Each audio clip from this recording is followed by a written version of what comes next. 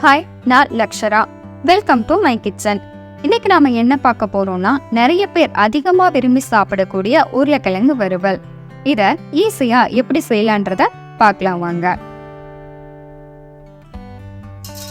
இதுக்கு ஸ்டவ்ல ஒரு கடாயை வச்சுட்டு அதுல ஆயில சேர்த்துட்டு ஆயில் சூடான உடனே கடுகு உளுத்தம் பருப்பை சேர்த்துக்கலாம். கடுகு நல்லா பொரிஞ்ச உடனே பொடி பொடியா நறுக்கி வச்சிருக்கிற 10 பல் பூண்டு, ஒரு பச்சை மிளகாவை சேர்த்து நல்லா வதக்கிக்கலாம்.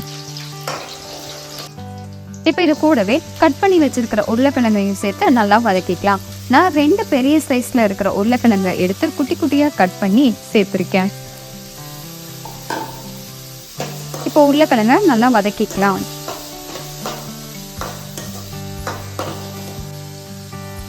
இப்போ இதுல கொஞ்சமா பெருங்காயத்தூளை சேர்த்து நல்லா கலந்துக்கலாம்.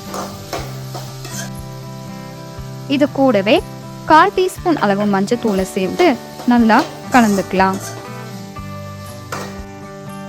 இப்போ ஸ்டவ் மீடியம் ஃப்ளேம்ல வச்சு ஒரு மூடி போட்டு மூடி வேக வச்சு எடுத்துக்கலாம். இப்போ உருளைக்கிழங்கு ஓரளவு வெந்து ரெடியா இருக்கு.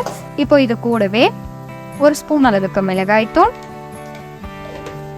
1/4 ஸ்பூன் அளவுக்கு கரம் மசாலா, 1/2 ஸ்பூன் அளவுக்கு மிளகுத்தூள், 2 பிஞ்ச் அளவுக்கு சாட் மசாலா. நீங்க விருப்பப்பட்டா சாட் மசாலாவை சேர்த்துக்கலாம், இல்லைன்னா ஸ்கிப் பண்ணிக்கலாம். இப்போ உருளைக்கிழங்குக்கு தேவையான உப்பையும் இது கூடவே சேர்த்துட்டு நல்லா கலந்து வேக வச்சுக்கலாம்.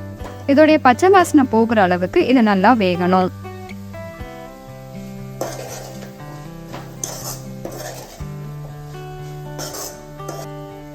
இப்போ உருளைக்கிழங்கு வெந்து ரெடியா இருக்கு.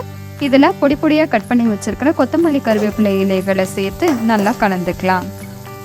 சூப்பரான சுவையான உருளைக்கிழங்கு வறுவல் ரெடி. நீங்களும் இதே மாதிரி ட்ரை பண்ணி பாருங்க. தேங்க்யூ.